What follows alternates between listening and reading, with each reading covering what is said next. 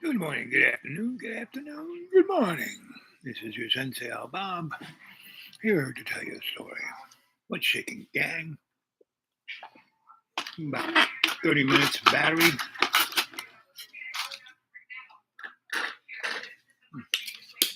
Did all my little errands.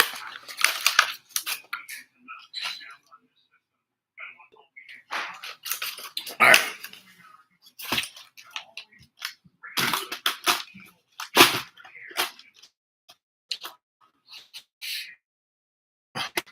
Let's see. Ah, what's shaking in your bacon? Widespread delays during voting forced polls to stay open for a second day. Police on Thursday raided and arrested 41 local election monitors, prompting condemnation and accusations of interference by the ruling party. This is a voter in the capital, Harare. Ballot papers are supposed to be at polling stations 48 hours before the election starts. And come the election day, there is no ballot papers. We have to wait here for 12 hours, and there are no ballot papers. China has banned imports of seafood from Japan after officials began pumping treated radioactive water into the Pacific Ocean from the site of the wrecked Fukushima nuclear power plant. It's part of a plan to release more than 1 million metric tons of wastewater over the next 4 decades, drawing protests in Japan and across the region. Plant operator, that's the Tokyo Electric Power Company, says it's filtered more than 60 radionuclides from the wastewater, leaving behind only tritium. TEPCO says levels of tritium being released are significantly lower than amounts released by normally operating nuclear power plants around the world, including those in China. Intense heat waves continue to grip much of the world, putting 2023 on track to become the hottest year on record. In Bolivia, the town of Viamontes reached 113 degrees Fahrenheit Thursday, matching the hottest winter temperature on record in the southern hemisphere. Extreme wintertime heat is also gripping southern Africa, where temperature records were broken in Botswana, Namibia, and South Africa.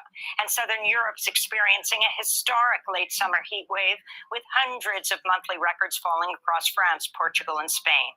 Climate scientists warn this week 80% of Italy's alpine glaciers risk Oops. Well, when I lived in Australia for 3 years, 77, 78, 79, came back in 80. All the people I knew in Australia, they have all died of skin cancer, right? And when I lived in the outback with the Wallamajiri,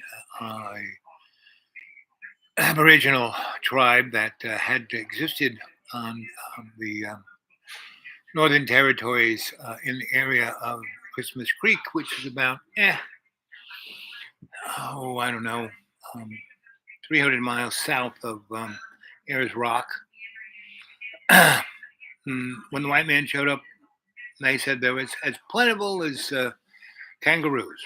And when we lived with that tribe, there were only 9 left. A Canadian mineral company came in I think 67 out in the outback where these folks lived, and basically no one else lived out there because it was really hot, and there was nothing out there because when the English came and conquered Australia, the Australians, they called them Bushmen. They would get in the bush. Well, now out in that neck it's not a bush because the English brought cows and sheep and goats that ate the grass to the dirt, and every season there'd be these big floods across Australia and big fires and great heat, and the Aborigines understood this, and they weren't bushmen, they were farmers, in that they understood nature. And they understood that it would rain real hard at this, and their lands would flood, and that most of the water was right under the ground. And so there, we have the Grand Canyon. They had a number of these kind of canyons, but they were underground. And when I lived there, when it got really hot, we would go live in those canyons, right? And there would be a stream right along there, and there would be, because it was, it almost had a ceiling over the canyons, right? And we would be shaded in these canyons, right? And there would be things growing along the sides, tubes, tube lilies, right? And they were kind of like squash, right? And long grasses, so like burdock, and which would be like kale, right? And so it was interesting to be amongst these people living in a balance and harmony when all the white people were saying, "Oh, it's what we're experiencing now is just nature." Now, not to say that what humans do in their industrial dynamic does not cause harm, but it causes harm to us. Nature is very interesting.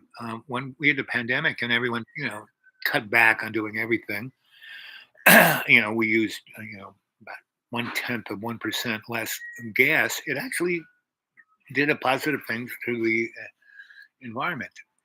And time is relevant to nature. So whatever we do will hurt us, not so much nature, right? And if, a climatologist looks at it's, it's a real climatologist looks at climate via time, right? And see what it's been doing. And anyway, so if you look at news, it's just to distract you, right? Hey there, fish. How you doing, sweetie? And really, please, just be nice to each other, right? Come on, fish, give me a thumbs up. And you should be doing your best, trying not to melt. How is it? It's yeah. I mean, I'm down in the valley, and out there in the sun, it is pretty toasty. But this is summer, gang. This is August. This is the dog days. This is when it gets hot. I remember being in Athens in the summertime. It was pretty hot. That's why I used to hang out in Delphi all the time. Anyway, um, Delphi was where the Olympics were, right? And the most impressive thing in Delphi, what they didn't have any big coliseum, but they had this valley, right? It's about 100. Oh, it feels like 110. I went into a drugstore. This around 12 to get my blood pressure, do my blood pressure on the machine that I know works and works pretty well. So anyway, I went in there, and man, I walked across that parking lot. And I said, "Wow, it's toasty." And I went in there. That pharmacy wasn't Rite Aid or whatever it was, corporate thing. It had to be 40 degrees cooler than it was outside. It was probably, like I said, 110 outside. It was probably 70 inside. 80, 90, 100, 10, yeah, about 40 degrees. It was like being in a refrigerator, right? It was unbelievable.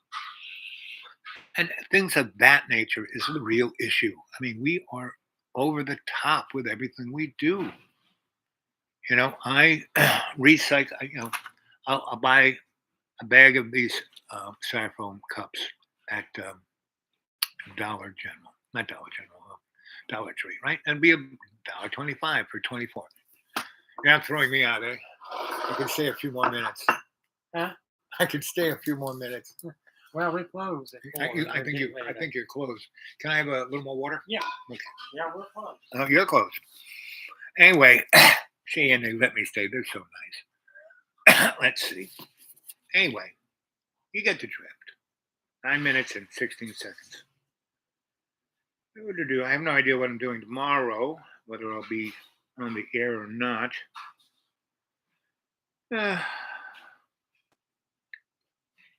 Please wait.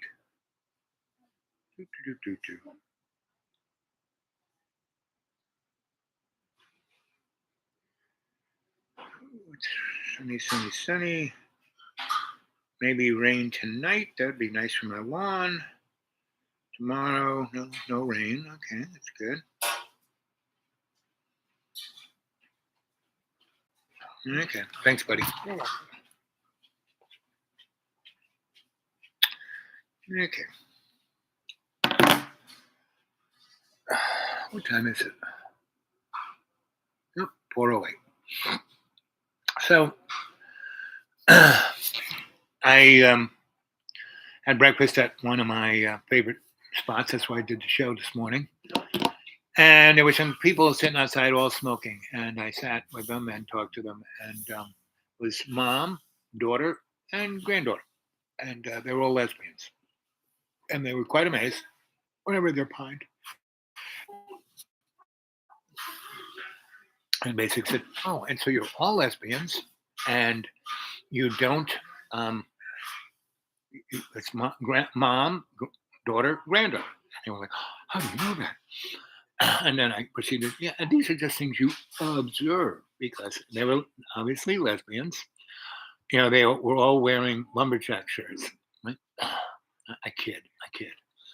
But it was pretty obvious. And the way they, right? And I just stereotypically gave them insights about themselves. And they were like, whoa. And then I, used my little shrinky abilities and went deeper. And wow, you're amazing. Did they buy me a cup of coffee? No. But I don't do it for a cup of coffee, even though I am right now at a place where, I have nothing in my wallet. Nothing in my wallet. I mean, I did sell a box of books. I do have a few dollars, but, a few, enough to buy a piece of pie, right? And I'm heading out of town. It's always interesting to head out of town with, it'd be nice if somebody threw something in the PayPal for my journey this week. So I have no idea. I'm going to help a number of people in great stress, and I'm going to help them off the ledge. And I have no money, but I'm going to do it because God told me to go do it, right? So God will take care of it. But it doesn't mean you shouldn't put something in the PayPal. Come on, any of you people have a nice job, something in the savings account. You own your house. You don't have to pay any bills, really, big ones. It'd be nice because I still have another auto fixing this coming month. I just spent my $400 that I normally spend. That's my disposable income on my car. So anyway, it's fixed enough for me to journey outside the circle of my mechanics, but not too far. I'm going to be going about 120 miles from here. So that's the story. I'm going to get up and go because these guys want to get out of here. But I thought I'd touch base with you, and as my hat says, the hunt is on.